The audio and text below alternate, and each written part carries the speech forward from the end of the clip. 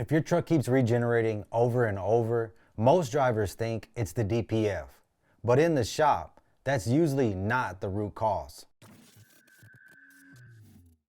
When a truck comes in with frequent regens, we look at the entire system, not just the filter. Because regens happen when the engine is producing too much soot or the system is reading it wrong. First thing we look at is the engine itself. If the engine isn't burning clean, you're going to be overloading the aftertreatment system. That includes valve adjustments, fuel system performance, boost leaks, air system leaks, and proper maintenance.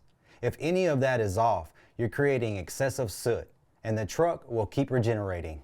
Next, we check the sensors. Delta P sensor, pressure lines, and exhaust sensors can all clog with soot or give incorrect readings. When that happens, the truck thinks it needs a regen, even when it doesn't. The EGR system also plays a big role.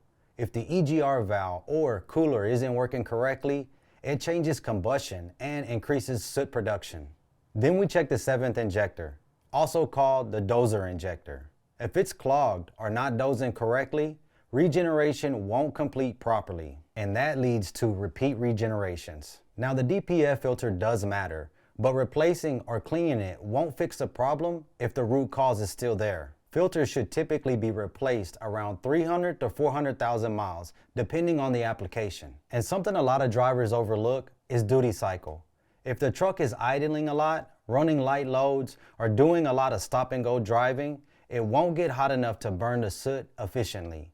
And that leads to frequent regens. So when you're dealing with frequent regens, it's not just one component. It's the entire system working together. In our shop, we diagnose the system as a whole instead of just replacing parts. If your truck keeps regenerating, it's worth getting it properly diagnosed before throwing parts at it.